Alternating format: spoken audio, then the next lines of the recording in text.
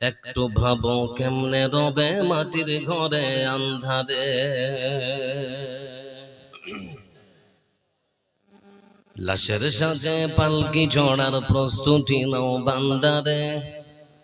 একটু ভাবো কেমনে রবে মাটির ঘরে আন্ধারে।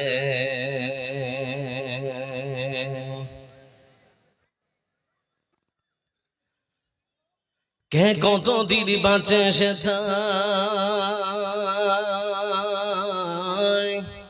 জানা কি যায় আহারে। হয়তো কাফনের কাপড় এসে গেছে বাজারে।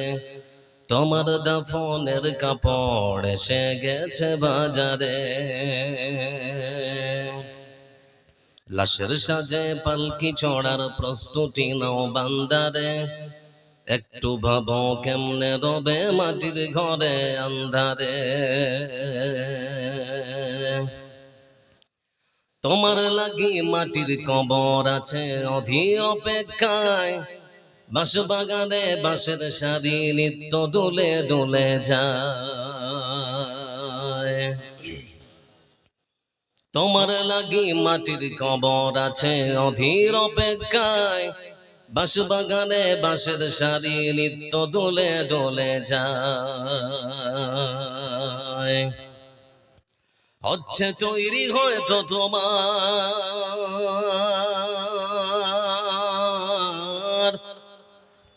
হচ্ছে তৈরি হয়তো তোমার আতর গোলাপ সুরমারে।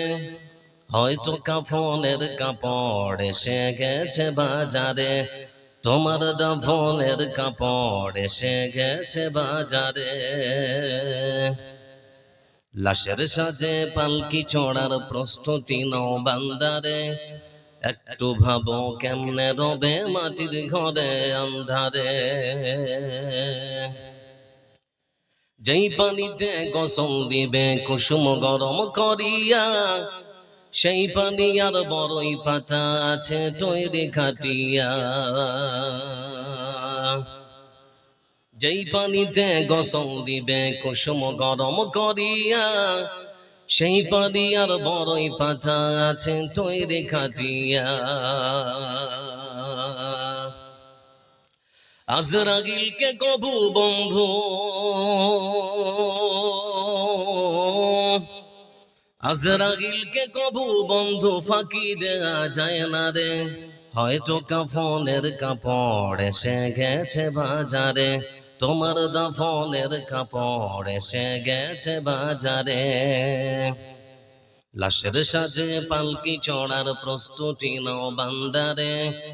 একটু ভাবো কেমনে রবে মাটির ঘরে আন্ধারে।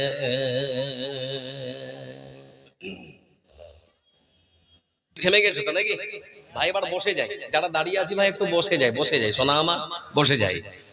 ইনশাআল্লাহ আল্লাহ রাজি থাকলে সেরকম বৃষ্টি হবে না, ভয়ের কোনো কারণ নেই ভাই, আমার একটু বসে যায়। লক্ষ্য করে দেখুন বন্ধু আমার, আবু বকর সিদ্দিক রাদিয়াল্লাহু তাআলা আনহু তিনি দেশের প্রধান সেবক, প্রধানমন্ত্রী হয়েছেন। কিছুদিন যেতে না যেতেই বন্ধু আমার তার রাজ্য দেশের মধ্যে দুর্ভিক্ষ দেখা দিয়েছে। মানুষ খেতে পায় না, না খেয়ে তারা রাত কাটায়। তো দেশের প্রধানমন্ত্রী মনে মনে ভাবছেন কি করি, কি করে মানুষের মুখে খাবার তুলে দেয়। হঠাৎ করে বন্ধু আমার সকালবেলা তিনি দেখতে পাচ্ছেন মদিনার সদর পথ থেকে সদর রাস্তা দিয়ে, মদিনার যে প্রধান রাস্তা সেই রাস্তা দিয়ে সারিবদ্ধ হয়ে আমার বন্ধুরা অনেকগুলো উট মদিনার ভেতরে প্রবেশ করছে।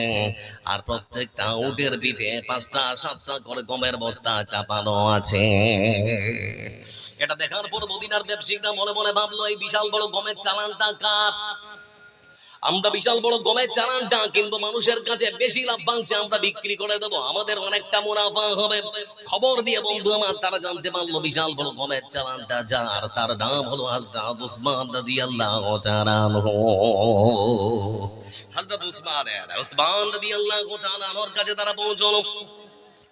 সেখানে গিয়ে তারা তখন বলতে শুরু করে যে হুজুর আপনার বিশাল বড় গমের চালানটা আমরা কিনতে এসেছি, বিক্রি হবে নাকি? উসমান রাদিয়াল্লাহু তাআলা আনহু তিনি তখন বললেন ভাই আমার গমের চালানটা বিক্রি করব, তবে তোমাদেরকে বলতে হবে তোমরা কত টাকা আমাকে লাভ দেবে। বিনা লাভে বিক্রি করব না, কত টাকা লাভ দিবে বলো? লোকেরা তখন বলল আমরা আপনাকে 50% লাভ দেব। হযরত উসমান রাদিয়াল্লাহু তাআলা তিনি তখন বলছেন, ভাই আমার এই সামান্য লাভে তোমাদেরকে বিক্রি করব না, কারণ আমাকে এমন একজন কথা দিয়েছেন যিনি আমাকে 1 টাকায় 7 টাকা, আবার 7 টাকায় 700 টাকা তিনি লাভ দিতে চেয়েছেন। তোমরা যদি এর থেকে বেশি লাভ দিতে চাও তাহলে বলে বলো, বিক্রি হবে না হলে বিক্রি হবে না। হযরত উসমান রাদিয়াল্লাহু তাআলার কথা শুনে বন্ধু আমার ওই সমস্ত ব্যবসায়িকরা তখন বলতে শুরু করেছে, হুজুর আপনার কাছে জানতে চাচ্ছি মদিনার মাটিতে এমন কোন ব্যবসায়িক আছে যে আপনার কাছে 1000 টাকা লাভ দিয়ে আপনার গম কিনতে পারে? আমাদের পক্ষে সম্ভব নয়, পারবো না, তবে আপনাকে 1 টাকায় 7 টাকা, 7 টাকায় যে 700 টাকা লাভ দিতে চেয়েছে আপনার কাছে একবার জানতে চাচ্ছি তার দামটা কি? আমার বন্ধুরা হযরত উসমান রাদিয়াল্লাহু তাআলা তিনি তখন বলতে শুরু করেছেন, ও ভাই আমার শুনে নাও, আমাকে 1 টাকা যায় 7 টাকা, আবার 7 টাকায় যায় 700 টাকা লাভ দিতে চেয়েছেন যিনি আর কেউ নন, আকাশ আর জমিনের স্রষ্টা মহান স্রষ্টা আল্লাহ রাব্বুল আলামিন। আমি আমার আল্লাহর কাছে আমার বিশাল বড় গমের চালানটা বিক্রি করে দিয়েছি।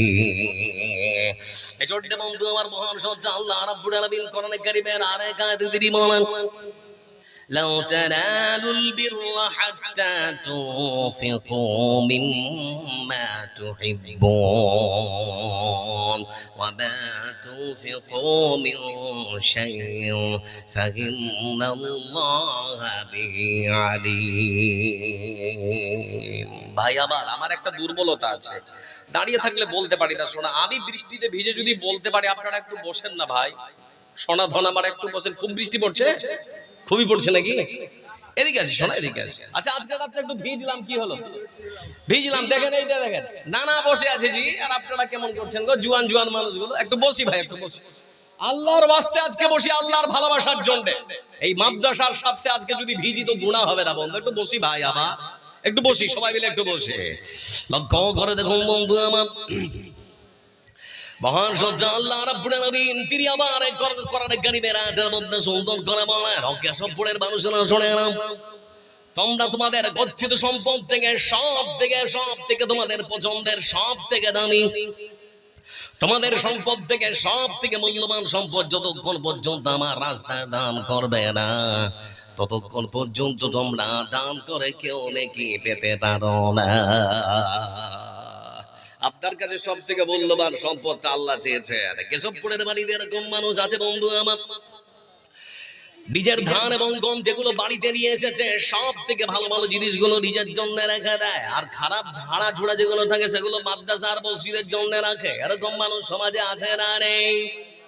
কথা বলে আছে। নাসিরউদ্দিন 1000 টাকা নাকি মা বাবার জন্য দিয়েছেন। আচ্ছা 10টা মিনিট আমাকে সময় দেয়, লক্ষ্য করে দেখুন বন্ধু আমার, মহান সত্তা আল্লাহ রাব্বুল আলামিন তিনি বলেছেন, বান্দা তোমার গচ্ছিত সম্পদ থেকে যতক্ষণ পর্যন্ত তোমার সব থেকে মূল্যবান সম্পদ দান করবে না ততক্ষণ পর্যন্ত দান করে কেউ নেকি পেতে পারে না।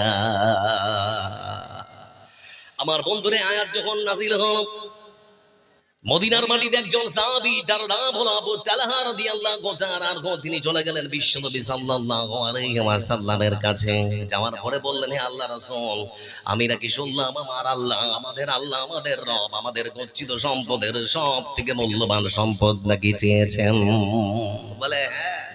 ঠিক সেই মুহূর্তে বন্ধু আমার, মদিনার ধনী মানুষদের মধ্য থেকে একজন ধনী মানুষ যার নাম হলো আবু তালহা রাদিয়াল্লাহু তাআলা আনহু, তিনি তখন বলছেন, হে আল্লাহর রাসূল, আমাদের আল্লাহ আমাদের রব আমাদের কাছে সব থেকে মূল্যবান সম্পদ যদি তিনি চেয়ে থাকেন তাহলে পরে আমার কাছে আমার সব থেকে দামি এবং সব থেকে মূল্যবান সম্পদ হলো আমার মদিনার ওই বাইরুহা নামক খেজুরের বাগানটা। ওই বাইরুহা নামক খেজুরের বাগানটা আমার কাছে সব থেকে মূল্যবান। আল্লাহ রাসূল আপনাকে বলতে যাচ্ছি, যেহেতু আমার আল্লাহ আমাদের কাছে সব থেকে মূল্যবান সম্পদ খানা চেয়েছেন, আমার ওই দামি খেজুরের বাগানটা আল্লাহর ওয়াস্তে আমি ওয়াকফ করে দিলাম। আপনি যেখানে খুশি যাকে খুশি যেভাবে খুশি দিনের কাজে আপনি লাগাতে পারেন, কোনদিন আমার সম্পদ বলেন আপনার কাছে অধিকারের কথা বলতে যাব না। আল্লাহ আপনাকে সম্পদ দিয়েছে, জান্নাতটা কেনার চেষ্টা করুন। আপনি দান করুন আর মনে মনে ভাবুন, আল্লাহ আমি তোমার জান্নাতটা চেয়েছি। বাংলা একটা প্রবাদ বাক্য আছে, যে যা ধায় সে তা পায়, আছে না নেই? কথা বলে না, আছে না রে? যে যা ধায় সে তা পায়। ইরাকের মাটিতে, ইরাকের বাগদাদে একজন বিখ্যাত মুহাদ্দিস, একজন আলেমে দ্বীন, একজন মানে সেরকম একজন হাদিসের বিশারদ, একজন পণ্ডিত, যার নাম হলো বন্ধু আমার ইমাম আহমদ ইবনে হাম্বল রাহিমাহুল্লাহ।